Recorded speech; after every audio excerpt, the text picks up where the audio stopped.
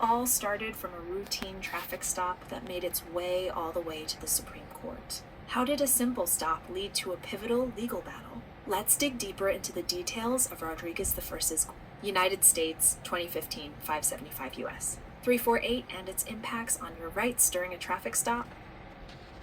What were the events that led to this legal showdown?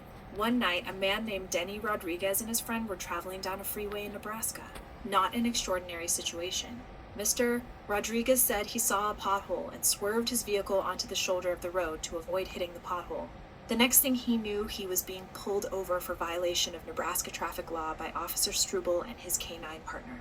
The officer approached Mr. Rodriguez's vehicle and conducted the typical traffic-related procedures, obtaining both occupants' identifications, vehicle registration, and proof of insurance. Officer Stubble went back to his vehicle and checked for warrants. He then issued a traffic warning for the violation and proceeded back to the window of Mr. Rodriguez. The officer handed Mr. Rodriguez the warning and then asked him if he could search his vehicle.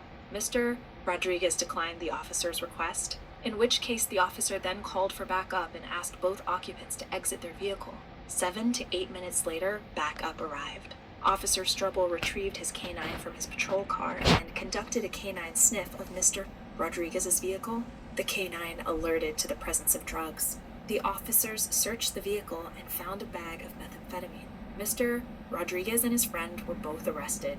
His traffic stop raised questions that reached the highest court. Mr. Rodriguez was charged by the U.S. Attorney's Office in Omaha, Nebraska, with federal drug charges. His defense attorney motioned the court to suppress the evidence found from his car on the basis that Officer Struble prolonged the traffic stop beyond what was necessary. Additionally, defense claims the officer did not have any individualized reasonable suspicion of criminal activity to justify prolonging of the stop and the search, and thus violating Mr. Rodriguez's rights. The decision of the magistrate. Judge Gossett was to recommend to deny the motion to suppress. The court reasoned that the defendant was lawfully pulled over, which gave Officer Struble probable cause to wait for backup and run the K-9.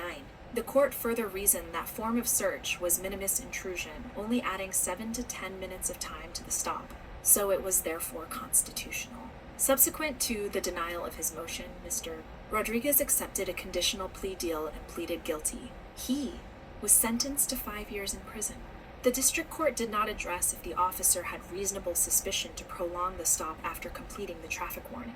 The Eighth Circuit Court affirmed. Mr. Rodriguez filed an appeal to the federal Supreme Court.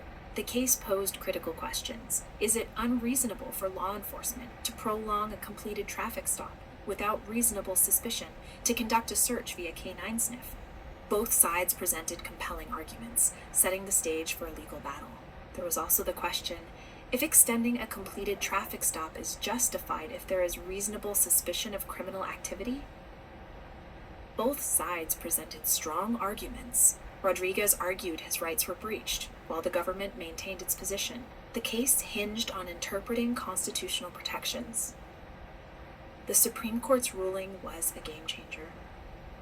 The court vacated the lower court's opinion that the intrusion of privacy in conducting the K-9 sniff was a de minimis intrusion. The Supreme Court further went on to state that it was unreasonable for law enforcement to prolong a completed traffic stop absent of reasonable suspicion. Law enforcement is allowed to do traffic-related activities that are related to the traffic stop mission.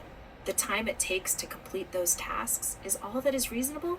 A K-9 sniff is not customarily a traffic-related mission. The sniff was not related to officer safety. The case was remanded to the Court of Appeals to decide whether there was reasonable suspicion to extend the completed traffic stop, an issue that had not been addressed prior by the lower court. The Court of Appeals was then directed to rewrite its opinion in the spirit of the Supreme Court's opinion. This case redefined police authority during traffic stops, emphasizing the need for reasonable suspicion. This decision has far-reaching implications for citizens. For everyday citizens, the ruling underscored the importance of knowing one's rights. It highlighted the balance between law enforcement duties and individual freedoms.